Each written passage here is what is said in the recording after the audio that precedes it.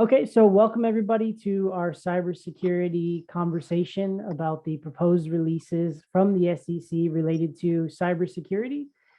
Our job here is to have an open and frank discussion regarding the different cybersecurity releases out there.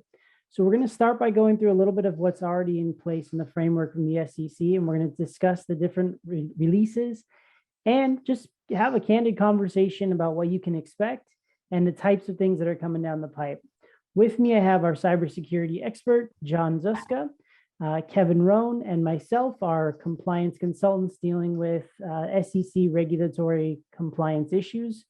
And together, we're happy to speak with you about the things that we've learned regarding the adopting releases from the SEC. I'm going to turn it over to John to get us started with a formal introduction, and then we're going to have kind of free flow on this presentation as to back and forth and different understandings and different perspectives about what we're seeing. Thanks, Mark. Like Mark said, I'm John Zuska, Managing Director of U.S. Regulatory Cyber over here at Waystone. And we wanted to take a little bit of a look back at exactly where we are, where we were, where we came from in the creation of these new rules that are out there.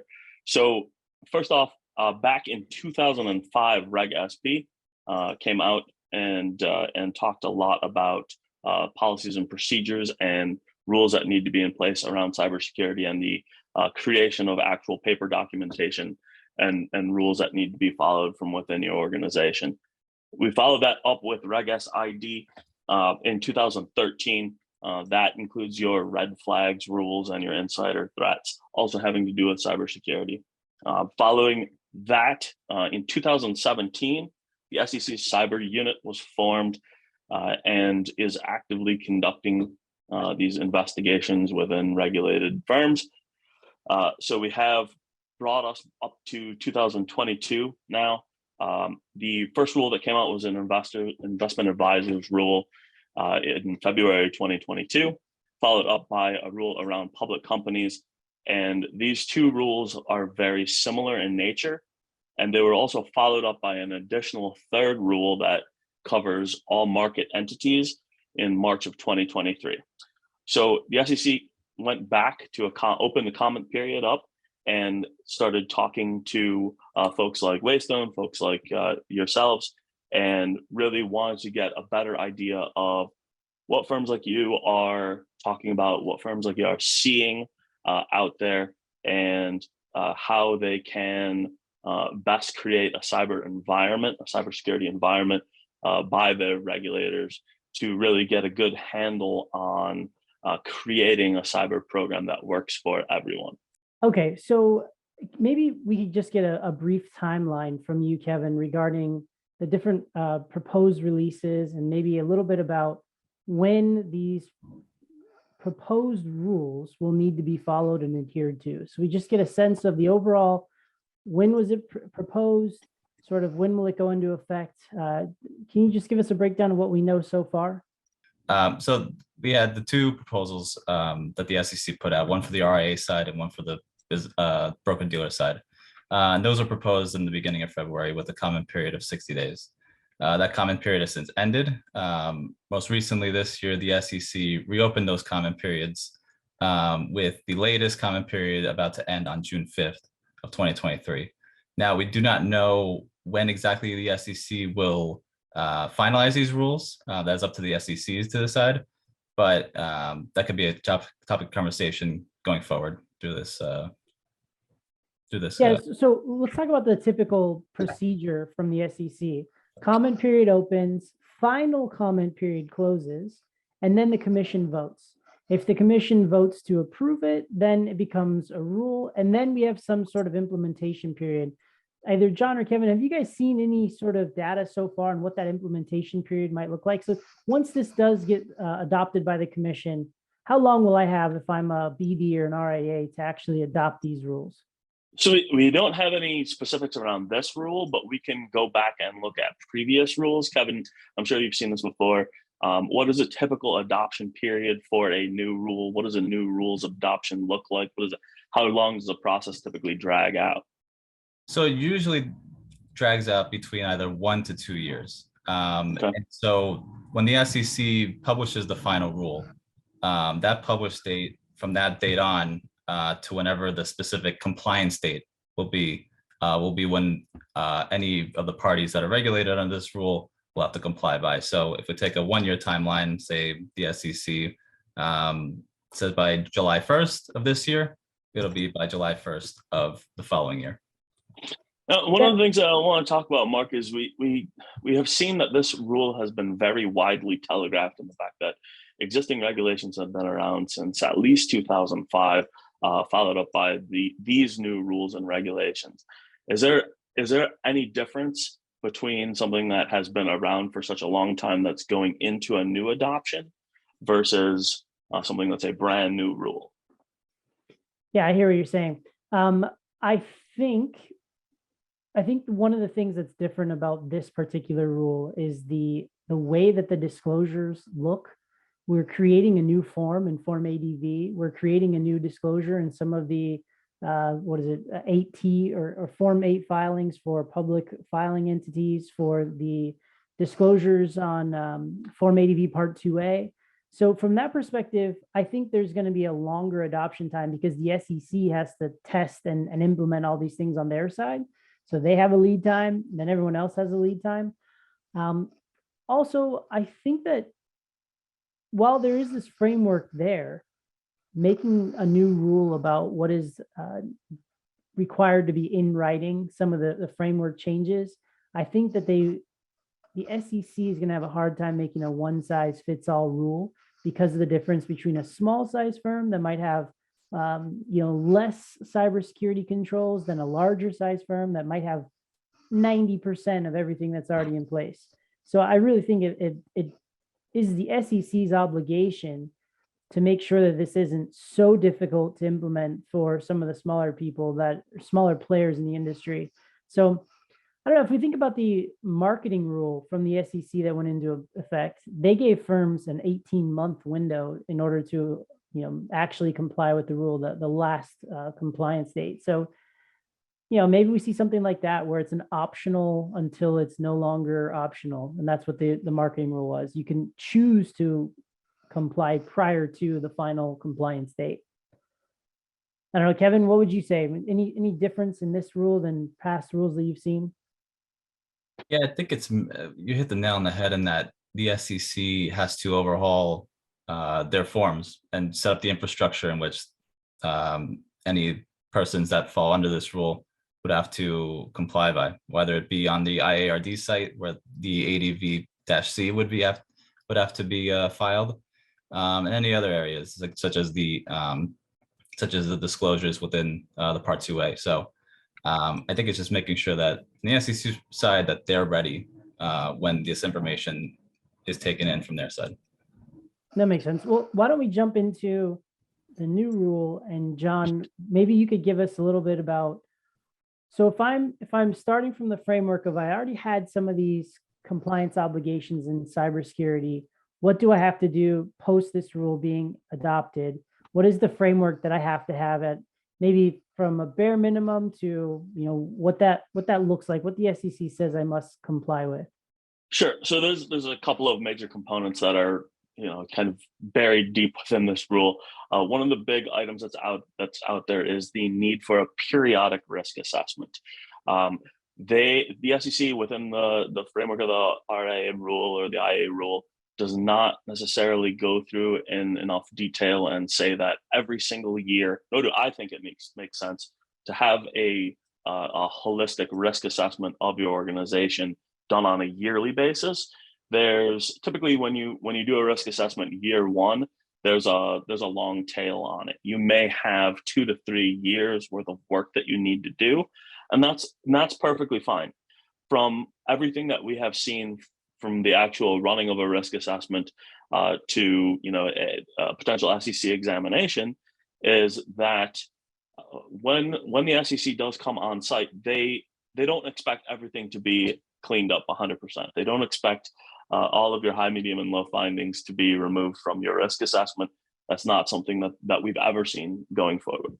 we've always seen that they want you to be making forward progress and not backpedaling on some of the changes that you're going to need to be making within your infrastructure and while you are adopting your new rules. The second major piece of that is the need for a written annual report. And there are two pieces of the written annual report that are new within this rule. And that is any changes to your information security policies and procedures need to be noted, and they need to be noted on a yearly basis in each annual report. So if you make any major structural changes around how you deal with vendors or how you're dealing with just your risk assessment process in general, that needs to be noted within that. The second piece is around, again, talking more about Form ADV and the actual reporting of your incidents. Any incidents that you do find need to be in that report and created on an annual basis. So when you talk about the difference between an annual report and a risk assessment, what you're saying is a risk assessment may be the technology and the infrastructure that you have in place and whether or not that's changed and evolved over a given time period and your business has evolved? So the risk assessment is actually a cybersecurity and technology risk assessment of your entire firm's infrastructure, their policies, their procedures, the way the firm does things on a daily basis. So when it comes to the risk assessment itself in creating it, we want to make sure that you're categorizing and prioritizing your risk. So go through the findings that you have, and this is something that we do for our clients. Categorize and prioritize their risks and assign each risk a risk rating, high, medium, or low. And that does not correlate with how easy it is to complete the implementation, but rather the risk that's fundamental to the business themselves. Another component of that risk assessment is the identification of service providers that maintain and store information around the advisor's fund information. This is your vendor management program that we talk about frequently, making sure that your vendors are actually meeting up with the standards that you have set for your firm. One of the interesting new items that's within this rule is the need for the risk assessment to be written. Prior to the adoption of this rule, that was never in place. Prior to, I guess, the creation of the rule, that was not in place. And folks could get away with sending it to counsel or completing it through a screen share or delivered by courier. But now they want to make sure that risk assessment is done with written documentation that backs it up and supports it, which is something that's new. So the risk assessment does not have to be on an annual basis, but must be in writing. And that annual review of the cybersecurity policies and procedures does have to be on an annual basis and might include something that says, here's the risk assessment that we last did. Here's the remediation efforts that were underway. Here's what we've done. Here's what we haven't done. Would that be accurate? That is accurate. And I would also include items within that. Now we're talking about the annual report, not necessarily the risk assessment. But you want to make sure that you have some supporting documentation around steps that the firm has taken to shore up the infrastructure, including whether or not staff has had a phishing test or several phishing tests throughout the year, whether or not staff has had training and their adherence to sort of those training rules that you've put up. They've conducted their cybersecurity training on a yearly basis and attended the training. If phishing went out, who passed, who failed, and if there are any remediation efforts around that, we would like to see that as well. So any supporting documentation around building your program, building your plan, this is always helpful. That makes sense. A question for you in terms of developing my policies and procedures is, do you believe that this changes best practices associated with what my policies and procedures need to be? And does this give me more or less requirements in terms of those procedures? And let me frame this by saying, I know that from a high level perspective, a lot of people in the industry are not fans of the SEC saying, you must do X, Y, Z. Due to the significant differences from one client to another, making a statement that says, all firms must do this in terms of, different cybersecurity procedures. I guess my question is, I have a lot of clients out there that ask me, what exactly do I have to have? What's a requirement? And what's this is a best practice type of thing? And how do I go about that? So that I'm not a big fan of the one size fits all approach. And when I complete my risk assessments for my clients, and you guys have seen them, they do not take that approach as far as one size fits all goes. My risk assessments try to take into account the size of the firm and what their operations on a day-to-day basis look like. So, perfect example of this is Security Operations Center, or a SOC as it's known in our industry. There are firms out there that are 1-person, 2-person shops. No one is expecting them to have a security operations center, although their managed service provider or their MSP may have access to those tools. There isn't anything in the rule that says you're required to have a security operations center. It just isn't in the rule. However, they will say that you should adopt and implement cybersecurity policies and procedures that fit the nature and the scope of the business. And that, I think, is the correct language to use for this type of situation. That makes a lot of sense. So taking the initial risk assessment and translating it into different policies and procedures that make sense for that business's needs, right? Yep, absolutely. And then amending and or updating your policies and procedures as well as your framework if your business changes. That's a lot of the conversation that I saw in general. Yeah, not only if the business changes, but just if kind of the nature of the work changes. If you find yourself in the situation where you can implement something like that SOC or that network operations center, that would certainly be something that rises to the level of noting a change. There has been a lot of talk amongst our clients around what exactly their response is going to be, or what their business strategy is going forward with relationship to AI. We've been on some conference calls together about that, and if there is something within your organization that has triggered a response to that, you're going to have an AI or a ChatGPT or a Google Bard strategy moving forward. That may be something that you want to update within your user policies and procedures to accommodate that.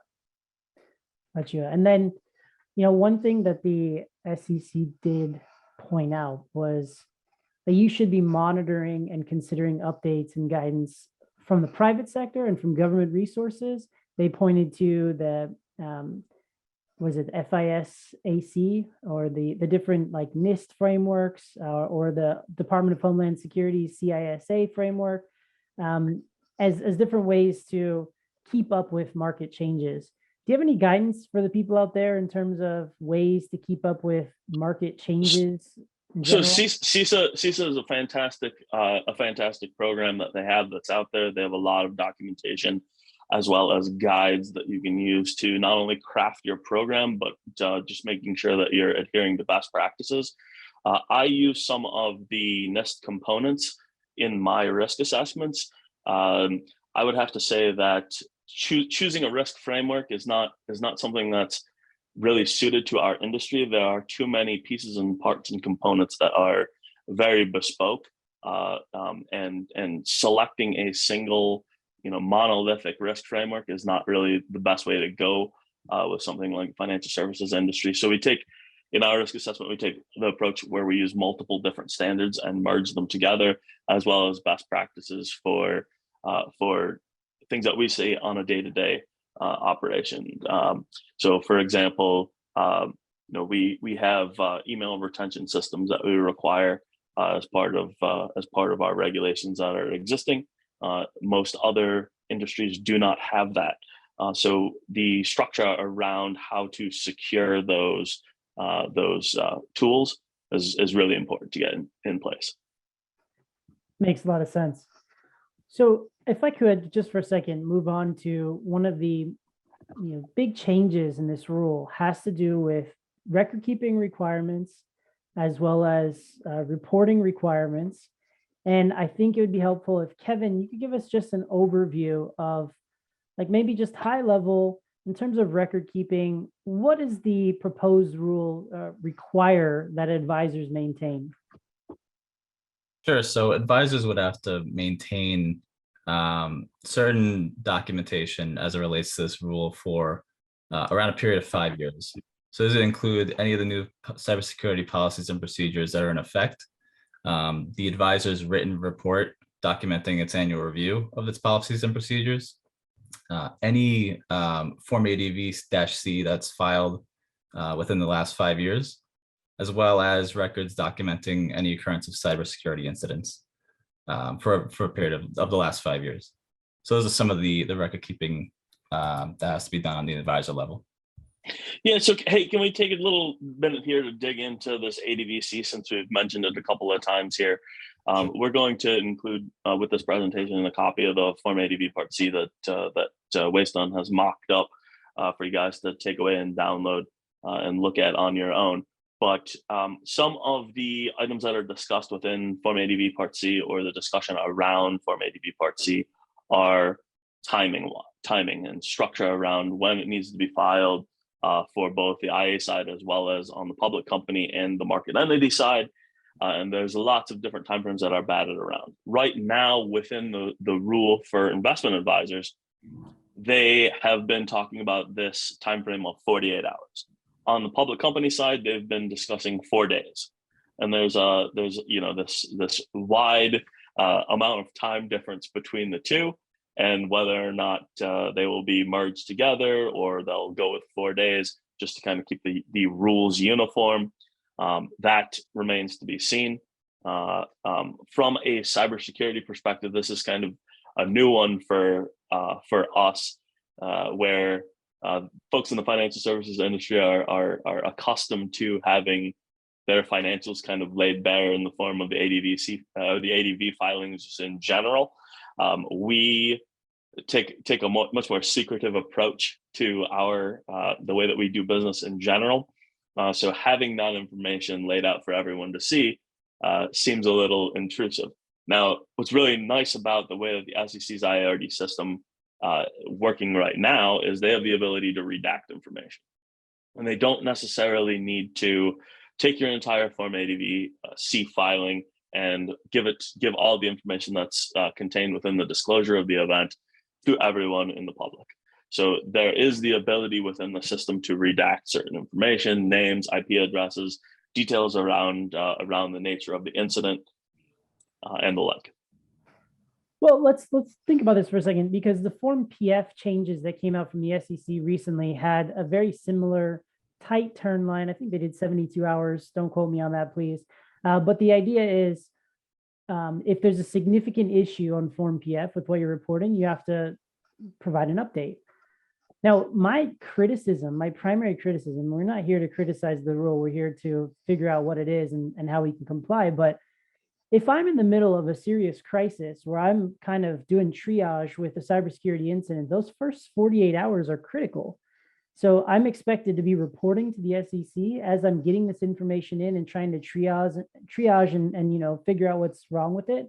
I see that as a potential flaw and very difficult from a perspective of fighting a fire on two fronts. I'm already trying to put out the fire and I have to report about it. Like, there's no way you're resolving a cybersecurity incident in 48 hours, to be frank. That's right. There's certainly no way that you could be resolving a cybersecurity incident in 48 hours. There's been no requirement that your incident must be resolved within 48 hours or even 4 days. Right. But the idea behind adding this component is that the SEC needs to take in a vast amount of information to find out what the damage that's being done to our industry actually is and be able to actually quantify that. That's the reason behind this. The extent of the data that's going to be collected within those first 48 hours or 4 days will probably be minimal. Name, address, telephone number, contact information, a brief description of the event that's going on, and whether or not the incident has been resolved or does continue. They certainly have the ability built into it to create an addendum for information or additional information to be submitted, but they are really trying to provide that guidance. So in the event that they need to or can reach out and lend a hand or provide additional information and constructs around the federal government to help folks, I think that is the direction that they are going. Now, there are other components around the structure of the way the federal government since January 1st, 2021 have started to operate, including the creation of the Office of the National Cyber Director, which I think a lot of folks are not familiar with, whether it exists or not. But they actually created in March of 2023 this national cybersecurity strategy that the president put out through the Office of the National Cyber Director that actually laid out a lot of government-wide initiatives and provided a lot of capital to get that initiative started. That same program, and if you look at the language from the president's release on it, has a lot to do with why I think there needs to be more unity around these different requirements, because there's so many different frameworks, and we want to get one overarching kind of framework. It's redundant and repetitive. If someone is has a public fund as well as a private fund, you might have two separate reporting requirements. I think that program the government has created should do more. And I think we might see a little bit more of the tweak in the language to try to unify a little bit. But I want to go back to, before we go into that, because that's a whole can of worms, I want to go back to what this Form ADVC would include and when I need to essentially report on it. So I just want to look at the high level. 1 through 4 of the Form ADVC has probably pre-populated information, who you are, name, etc. Let's just call it basic contact information. Yes. Items 6 through 9 then essentially talks about the approximate date that the incident occurred, the approximate date it was discovered, and whether the incident is ongoing. Let's come back to that, put a pin in that one for a second. 10 would require the advisor to disclose whether law enforcement or government agency have been notified about the incident. 11 through 15 require the advisor to provide the commission with substantive information about the nature and scope of the incident. I'm not a big fan of that. I think that this is where you mentioned, the ability to redact. Yes. Yeah, the ability absolutely. to redact. And then 16 require the advisor to disclose whether the cybersecurity incident is covered under cybersecurity insurance policy. If I'm thinking about this from the perspective of numbers 6 through 9, if this is an incident that is ongoing, I really don't feel comfortable disclosing what information was stolen or altered or accessed and how they did it, and on some of the, the ongoing nature of this as it's unfolding. That's only going to give people potential ability to exploit this further. No, I completely agree with you. There may be a little bit of a difference between whether or not the incident is ongoing, as in it's ongoing for the next 365 days, or we're looking to resolve the issue within perhaps the next week or so.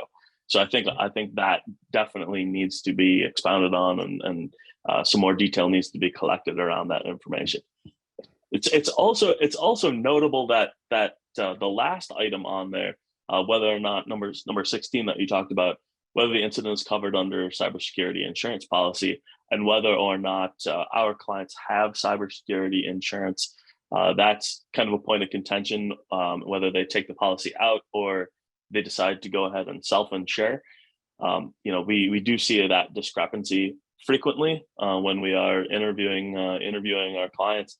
I think having an insurance company is a very good tool to be able to sort of steer your incident response exercise, where you get someone that is a qualified breach coach. You have the ability to sort of marshal your additional resources if necessary.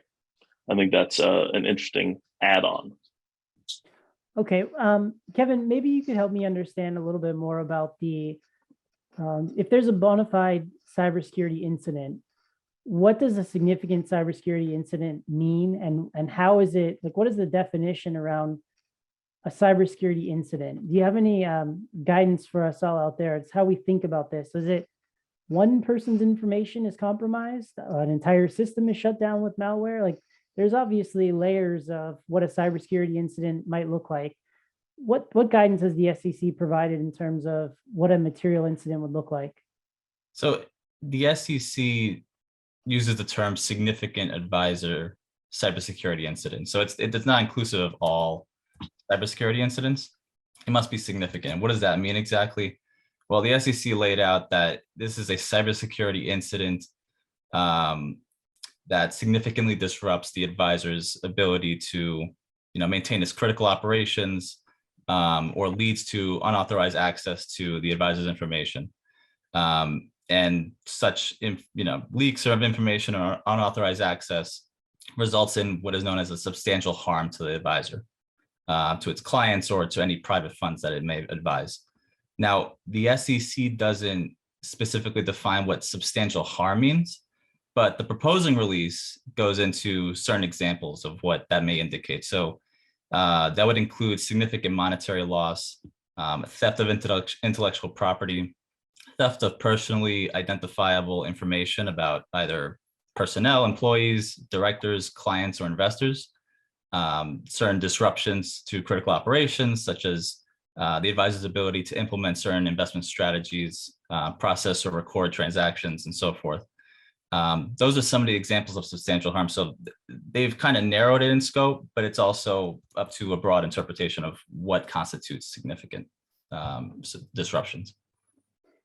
Yeah, I have a couple of interpretation issues that I'm not comfortable with in this regard.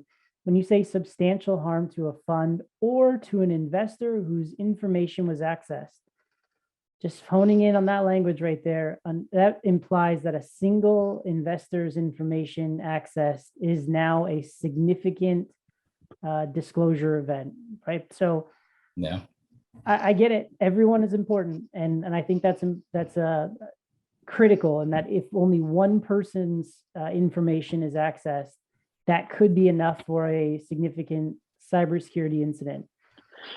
And I think, I mean, what if you have one investor out there, right? Yeah. So I get it. If that single individual is impacted, yeah, I mean that's material. No, I get it. I think it's really hard to find a one size fits all. I would have expected something of a little bit more relative and reasonable in nature as to the definition. So, any piece of information, what information that's PII, personally identifiable information, if you go to your Reg SID descriptions of what information must be kept private. So I would like to see a little more framework around this. However, this is where I recognize, actually, I pulled, when I was looking at the comments for this particular rule, I pulled one comment that I thought was so simple and so on point. This person just said, please just do the right thing for the 99%. Like, I think that's where something like this might come into place. It's like, you can't make a rule that fits everybody, but I would like to see a little more framework around exactly what that significant cybersecurity incident looks like. Yeah, Okay. I certainly would as well. I do know from experience in examining firms and conducting risk assessments that, and I'm sure it's the same thing on the compliance side of the world. You kind of know it when you see it. If someone's playing fast and loose with the rules, we know going into it. Yeah, I'll know it when I see it. It's a good quote. In terms of Form ADV, Kevin, can you tell us a little bit more about what the SEC's proposed disclosure looks like on Form ADV? The Part 2A, pardon me, to be more specific. Sure. So Part 2A creates a separate item that requires advisors to disclose cybersecurity risks, as well as certain cybersecurity incidents that have happened, I believe, within the past 2 fiscal years. And those cybersecurity incidents would include any significantly disrupted or degraded the ability of the advisor to conduct its advisory business. So it's a bit of a play on the item 8 disclosures as it relates to the risk that you would put it within the within that section. It kind of supplements those risks with this separate section, which is just exclusive to the cybersecurity risks. And I think that would just go off of the risk assessment. John, correct me if I'm mistaken. Yeah, and I wanted to dig into this one a little bit more. Yeah. So let's say the rule was adopted today. Is there a 2-year look back on any cybersecurity incidents starting today? That is actually a great question, because I can't find an answer to that in the release as it is now. I would assume not, because you're asking someone to do something retroactively. But if the whole purpose is disclosure so that somebody has the ability to appreciate a cybersecurity incident before they make an investment, and the Form ADV Part 2A is the primary disclosure document, Yes. it seems reasonable. But at the same time, it seems unreasonable for me to say you have to disclose something where there wasn't a rule around it in place beforehand. You might have done things differently. You might have changed the way you handled it. I don't know. I mean, up for debate, in my opinion. Yeah, absolutely. I think it's also up to how the SEC puts within the 2A 2A questions what to include. So it's a 2A is a free writing document, right? So it's up to the advisor to answer that particular question and what the SEC actually asks. If they ask for any remediation of those cybersecurity incidents, maybe it is inclusive of the last 2 years, and that you have to include whatever cybersecurity incident happens. And if you want to expand upon what you have remediated and improved upon within your cybersecurity program, you're up to do so. But the way I read the rule is that it may seem like you have to include the last 2 years because it doesn't make that caveat. I guess it would have to also depend on what the final rule does come out to be. They may actually expand upon whether it's the last 2 fiscal years, regardless of whether the rule has been implemented or not, or whether it's 2 years going forward. Yeah, well, I just want to read one piece of language from the proposed item 20, and it says, you must include a cybersecurity risk regardless of whether it has led to a significant cybersecurity incident that would be material to an advisor's advisory relationship with its clients if there is a substantial likelihood that a reasonable client would consider the information important based on the total mix of facts and information. So it's very broad in terms of what a reasonable investor would seek to appreciate upon making an investment. So from that perspective, I think that there's if they, I'd love to see the final 2A, and we will provide a marked up version of what we think the ADVC will ask. And I think we can provide some guidance on the Part 2A, but I think there's still a little bit more to be satisfied from the SEC in terms of what they are going to put together. And this amendment, I think, doesn't give us the full picture in just the proposed release, but again, I think there's going to be a lot of scrutiny around what you've disclosed. If you have a cybersecurity incident in the past and you put nothing there, I think a reasonable investor would want to see that you've taken remediation actions, that you've had any of these incidents. I've worked with plenty of firms that have significant cybersecurity, framework in place that have still had cybersecurity incidents. It doesn't mean anything other than they had some good hackers that got onto them, to be honest. Or a good fish. That's right. There are a very good phishing campaign. Okay, so in terms of the ADV Part C, we've gone through the format related to that. We've gone through the definition of cybersecurity incident and when a particular disclosure needs to happen. We've kind of talked about the 48 hours in the prompt updates to your ADVC filing. What else do you find as relevant or something you would want to know if you're an investment advisor who's seeking to interpret this rule? John, what are you thinking? What else do you want to know about this rule if you're trying to evaluate it holistically? Well, I think an interesting item that came up that you just discussed was the disclosure of any risks that might be material in nature that could lead to a breach, right? I think that this would on my risk assessment rise to the level of being a critical item, which I do not have very frequently within any of the risk assessments that I complete. But it's an interesting item to note by the SEC that should even rise to the level where, hey, this needs to go on an investor disclosure form. And I can use a great example of having an open terminal server without multi-factor authentication that goes directly into an investor's network, or whether or not they just have no multi-factor authentication on their network at all whatsoever. Those are items that might rise to that level depending on exactly where the configuration lays. Okay. So making sure that it's clear that critical items in any risk assessment may require, pending the final review, Pending the final review.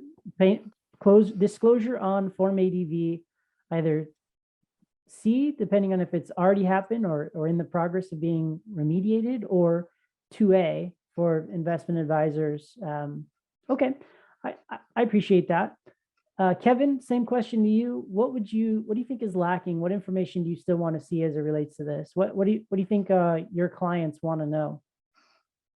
Honestly, just what to do to prepare. I think the preparation, I've been getting a lot of questions about how do we prepare, what do we need to do? And I think that really just starts at the policy level, making sure that you have robust policies and procedures around your cybersecurity and any significant business disruption plans, because that will be evaluated whether and if this rule comes into effect. It will be evaluated come time when the SEC does examine advisors after the rule has been implemented. There may be certain sweep examinations as it relates to this rule. So just to make sure that advisors are complying with this particular requirements. So I think just having those robust policy procedures in place goes a long way to really establishing the baseline foundation for complying with the rule. Yeah, well, I think that's spot on. I think for me, what I want to know, if I'm sitting in the CCO chair, I want to understand how long is this going to take me to remediate and update. So I think for me, it's really hard to understand. One investment advisor is at point A, another one's at point B, another one's at point C. Each one of them might have a different path to getting into full compliance with this. And I think for what I'm seeing here is that you can probably account for some of the disclosures, and you can account for some of the updated books and records requirements, but you really need to work on that risk assessment and that annual review process. Yes. And getting that in place, I think, needs to be first and foremost. Get somebody in there to do a proper risk assessment. Get someone in there to make sure that your policies and procedures comport with whatever risks are found. And the extent to which you have a significant framework for cybersecurity analysis in place now might mean that you only have to do a little bit of work in terms of that gap analysis. And if you have no reporting now, if you have no cybersecurity framework, you might have quite a bit of work to do. So I think for me, the biggest thing I would want to know is how long is this going to take me to implement? And I think the starting point for that would be, well, let's do a risk assessment and let's figure out exactly what we need to do in order for us to, provide that gap analysis, if you will, of where we are and where we need to be. Any final thoughts on that? I think the risk assessment is the ideal first place to start. However, to Kevin's point, if you don't have policies and procedures that are accurate to your firm and sized accordingly and reflective of how your firm operates on a day-to-day basis, you're in just as much trouble, if not more.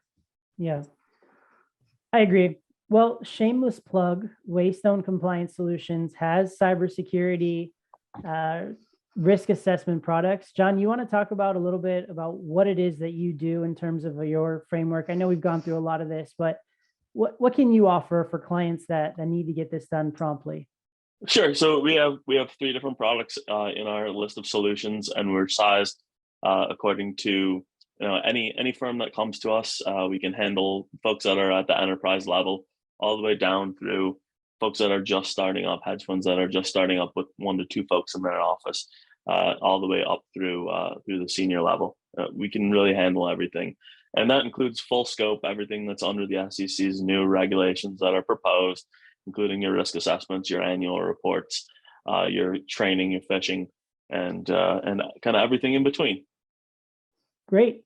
I know that from the compliance solution side and the compliance side, we have done a lot of work with clients saying, what is the rule?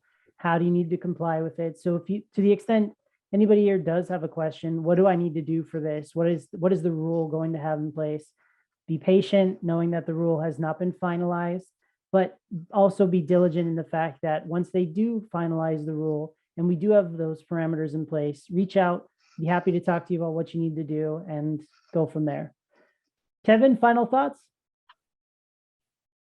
No, I enjoyed the discussion today. I think, again, just making sure that advisors and any broker dealers are prepared for the rule to come into effect. We don't know the specific timing as it relates to this being finalized, but be on the lookout for from the SEC to issue an adopting release sometime between now or by the end of the year. Great.